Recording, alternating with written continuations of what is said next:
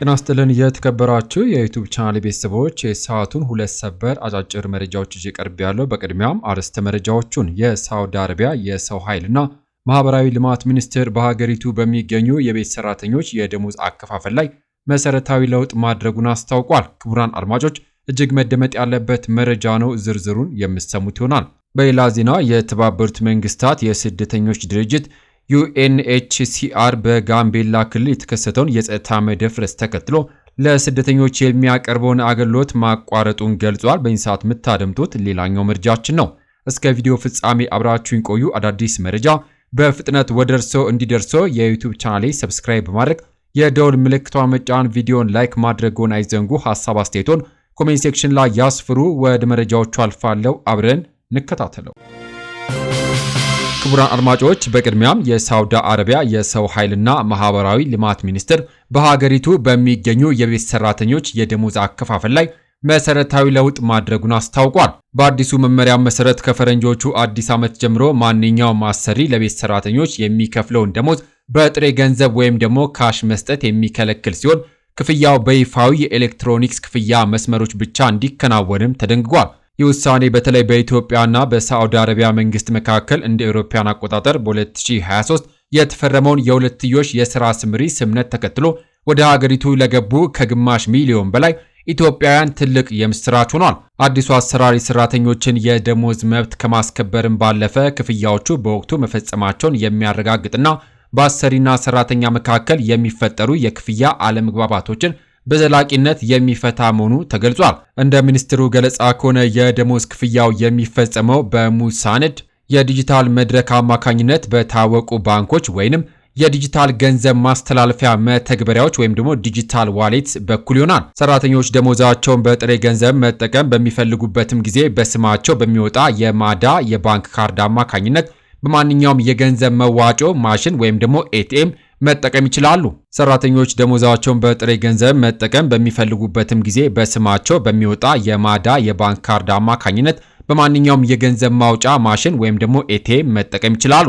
ይህ ሰራተኞች ያጠራቀሙትን ገንዘብ ደህንነቱ በተጠበቀ ሁኔታ ወደ ሀገራቸው ለቤተሰቦቻቸው እንዲልኩና የሥራ ውላቸው ሲጠናቀቅ የሚገባቸውን ጥቅማ ጥቅም በቀላሉ እንዲያገኙ ይረዳቸዋል። ይህ የዲጂታል ክፍያ ስርዓት እንደ አውሮፓውያን አቆጣጠር ከሐምሌ 2024 ጀምሮ ደረጃ በደረጃ ተግባራዊ ሲደረግ የቆየም ሲሆን ከጥር 2026 ጀምሮ ግን ለማንኛውም አሰሪና ሰራተኛ አስገዳጅ ሆኗል። ውሳኔው የሳውዲ አረቢያን የቤት ሰራተኛ ዘርፍ በዘመናዊ ለማድረግና የሰራተኞችን ሰብአዊና ቁሳዊ መብቶች ዓለም አቀፍ ደረጃውን በጠበቀ መልኩ ለመጠበቅ የሚደረገው ጥረት አካል መሆኑም ታውቋል።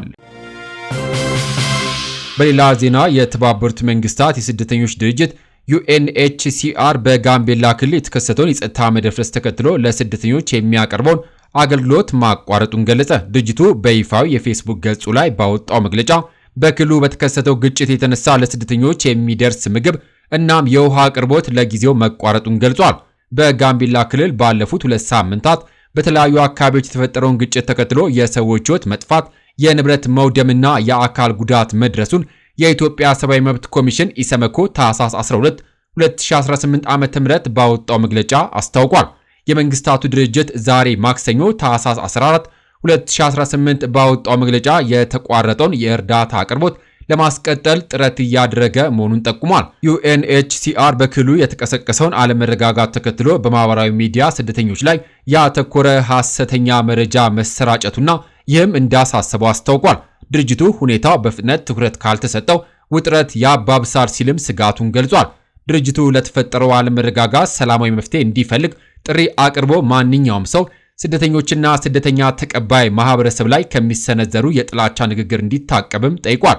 የተባበሩት መንግስታት የስደተኞች ድርጅት መረጃ እንደሚያመላክተው ወደ 450 ሺህ የሚጠጉ ከደቡብ ሱዳን ግጭት ሸሽተው የመጡ ስደተኞች በጋምቤላ ውስጥ የሚገኙ የተለያዩ መጠለያ ጣቢያዎች ውስጥ ይኖራሉ። መጠለያ ጣቢያዎቹ በርካታ ስደተኞችን የያዙ ቢሆንም በደቡብ ሱዳን ባለፈው ዓመት የአገረሸው ግጭት በርካቶች ወደ ጋምቤላ እንዲሰደዱ አድርጓል። በጥቅምት ወር በደቡብ ሱዳን የሚገኘው የተባበሩት መንግስታት የሰብአዊ መብት ኮሚሽን በአገሪቱ በታጠቁ ኃይሎች መካከል የተከሰቱ ግጭቶች፣ የፖለቲካ እስርና የሰብአዊ መብት ረገጣዎች ከቅርብ ወራት ወዲህ መጨመራቸውን ገልጿል። ብጥብጥ መባባስ የጀመረው ባለፈው ዓመት መጋቢት ወር የፕሬዝዳንት ሳልቫኪር መንግስት ምክትል ፕሬዝዳንት ሪክ ማቻር በቁጥጥር ስር በዋሉበት ወቅት ነው። የመከላከያና ፌዴራል ጸጥታ አካላት መሰማራት በክልሉ ያለው ለውጥ በጋምቤላ ክልል ባለፉት 2 ሳምንታት በተለያዩ አካባቢዎች የተፈጠረውን ግጭት ተከትሎ የመከላከያና ፌዴራል ጸጥታ አካላት መሰማራታቸውን ኢሰመኮ ሰኞ ዕለት ለኢቢሲ ገልጿል። ኢሰመኮ በክልሉ ሰዎች በሕይወት መኖሩን ጨምሮ ሌሎች ሰብአዊ መብቶች ጥሰቶች እንዳይደርሱ ለመከላከል በቂ ጸጥታ አካላት በአስቸኳይ እንዲሰማሩ የጠየቀው እሁድ ታህሳስ 2018 ዓ.ም ባወጣው መግለጫ ነበር። በኢሰመኮ የሰብአዊ መብቶች ክትትልና ምርምር ክፍል ከፍተኛ ዳይሬክተር የሆኑት በዳሳ ለሜሳ ለኢቢሲ እንደተናገሩት አሁን በከተማውና በዙሪያው በቂ ጸጥታ አካላት አሉ። የሀገር መከላከያ ሰራዊትና የፌዴራል ፖሊስ የከተማው ጸጥታ እንዲረጋጋ አድርገዋል ብሏል። ኢሰመኮ በጋምቤላ የተለያዩ አካባቢዎች የተከሰቱ ግጭቶች በክልሉ ነዋሪዎች ሰብአዊ መብቶች ላይ የሚያደርሱትን ጉዳትን በተመለከተ ባወጣው መግለጫ በክልሉ ውስጥ ባሉት ኢታንግ ልዩ ወረዳ፣ ጋምቤላ ወረዳና በጋምቤላ ከተማ ከዳር 28 ጀምሮ የተፈጠሩ ግጭቶችን የተከታተለ እንደሚገኝም ገልጿል። የጋምቤላ ከተማ ፖሊስ አዛዥ የነበሩት የዋና ኢንስፔክተር ኡሙድ ኡጁሉን ሕይወት ማለፍ ተከትሎ በጋምቤላ ከተማና በአካባቢው ባሉት ወረዳዎችና ቀበሌዎች ግጭት ተፈጥሮ እንደነበር ኢሰመኮ በመግለጫው ጠቅሷል። ኮሚሽኑ በጋምቤላ ክልል የተለያዩ አካባቢዎች የተፈጠረውን ግጭትና የጸጥታ መደፍረስ ተከትሎ የሰዎች ሕይወት መጥፋቱን፣ የአካል ጉዳት መድረሱን፣ የሰዎችና የመጓጓዣ አማራጮችን እንቅስቃሴ የሚገድብ የሰዓት እላፊ በክልሉ መንግስት መጣሉን፣ ባንኮችና የመንግስት መስሪያ ቤቶችን ጨምሮ በርካታ አገልግሎት ሰጪ ተቋማት አገልግሎት መቋረጣቸውን ጨምሮ ገልጿል። ዋና ዳይሬክተሩ አቶ በዳሳ ለሜሳ ለኢቢሲ ሰኞ ታህሳስ 13 እንደተናገሩት መንግስታዊና መንግስታዊ ያልሆኑ እንዲሁም የንግድ ተቋማት እንቅስቃሴ ጀምረዋል ብሏል። የኢትዮጵያ ሰብአዊ መብቶች ኮሚሽን በመግለጫው ላይ በጋምቤላ ክልል በተፈጠረው ግጭትና ጸጥታ መደፍረስ የሰዎች ሕይወት መጥፋቱ፣ የአካል ጉዳትና የንብረት ውድመት መድረሱን ገልጾ ነበር።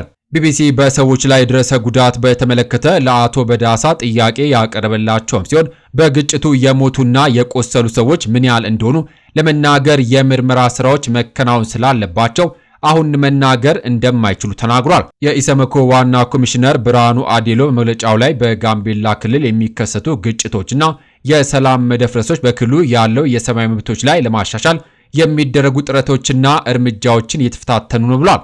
ኮሚሽኑ ከጉዳዩ ጋር በተያያዘ ያቀረባቸውና ከዚህ ቀደም ለፌዴራሉና ለክልሉ መንግስታት የሰጣቸውን ምክረ ሀሳቦች በተሟላ ሁኔታ እንዲፈጽሙ ማድረግ እንደሚገባም ኮሚሽነሩ የተናገሩም ሲሆን ዋና ዳይሬክተሩ የክትትል ስራቸውን አጠናክረው እንደሚቀጥሉም ለኢቢሲ ተናግረዋል።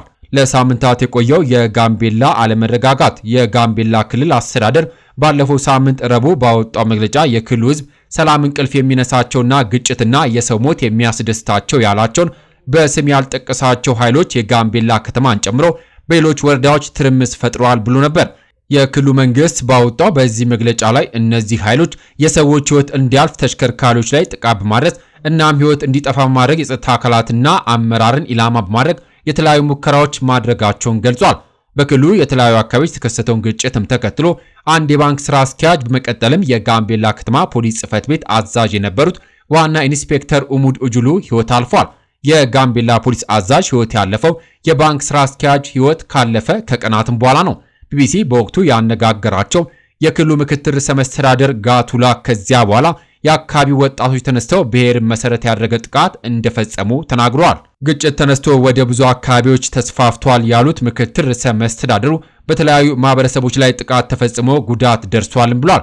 ጥቃት አድራሾቹ በተደራጀ ሁኔታ የሚንቀሳቀሱ አለመሆናቸውን የተናገሩት ምክትል ርዕሰ መስተዳድሩ በመጣው ለውጥ ደስ ያላቸው እንዲሁም አንዳንዶቹ ከአሜሪካ ገንዘብ የሚላክላቸው ተራ ሰዎች ናቸው ብሎ ነበር። ለጥቃቱ ተጠያቂ የሆኑ አካላት ከታጣቂዎች ጋር በውስጥ በተቀናጀ መንገድ የሚገናኙ ከሆነ አናውቅም ሲሉም አክሏል። ይህንን በተከታታይ የሚፈጸም ጥቃት ማስቆም ያልቻልነው ጥቃት አድራሾቹ የተደራጁና በአንድ የተወሰነ አካባቢ ላይ ያሉ አለመሆናቸውና በህብረተሰብ ውስጥ የሚገኙ መሆናቸውን እንደ ምክንያት ጠቅሷል። ኢሰመኮ በጋምቤላ ክልል በተለያዩ ጊዜያት የሚፈጠሩ ግጭቶችን በዘላቂነት ለማስቆም ተጠያቂነትን ለማረጋገጥና ወደፊት ተመሳሳይ የሰብአዊ መብቶች ጥሰቶች እንዳይከሰቱ ለመከላከል የፌዴራልና የክልል መንግስታት ተገቢ እርምጃዎችን እንዲወስዱም አሳስቧል። በክልሉ የተከሰተውን የጸጥታ መደፍረስ ለመቆጣጠር የጋምቤላ ከተማ አስተዳደር ከዳር 30 2018 ዓ.ም አንስቶ ከጸጥታ አካላት ውጪ ማንኛውም ተሽከርካሪና ሰው ከምሽቱ 1 ሰዓት በኋላ እንዳይንቀሳቀስ የሚከለክል የሰዓት እላፊ ገደብን ጥሏል። በክልሉ ከተፈጠረው ግጭት ጋር በተያያዘ በሰዎች ላይ የደረሰውን ጉዳትና ምን ያህል ሰዎች በቁጥጥር ስር እንደዋሉ እስካሁን በይፋ የታወቀ ነገር እንደሌለም መረጃው ጠቁሟል። ዘገባው የቢሲ ነው። የተከበራችሁ የዩቲዩብ ቻናል ቤተሰቦች ከዚህ በፊት በትሩዝ ኢትዮጵያ ቻናላችን የምታውቁም ቢሆንም አሁን ግን ባልታወቀ ምክንያት በብዙ ሺህ ተከታይ የነበረው ቻናላችን በመዘጋቱ ያዘንን ቢሆንም ግን በአዲስ መንፈስ በሌላ ቻናል ተመልሰናል። ሁላችሁም ይህንን ቻናል ሰብስክራይብ በማድረግ እንድትቀላቀሉኝ ሀሳብና አስተያየታችሁን ኮሜንት በማድረግ ድጋፋችሁ አይለይኝ ስል ከምስጋና ጋር በአክብሮት እየጠየቁኝ ለሰዓቱ ያስኩላችሁ ሰበር መረጃዎች እነዚህን ይመስሉ ነበረ። ከሰዓታት በኋላ በሌሎች በአዳዲስ መረጃ እስከምንገናኝ በያለንበት የዓለም ዳርቻ ቸር እንቆይ።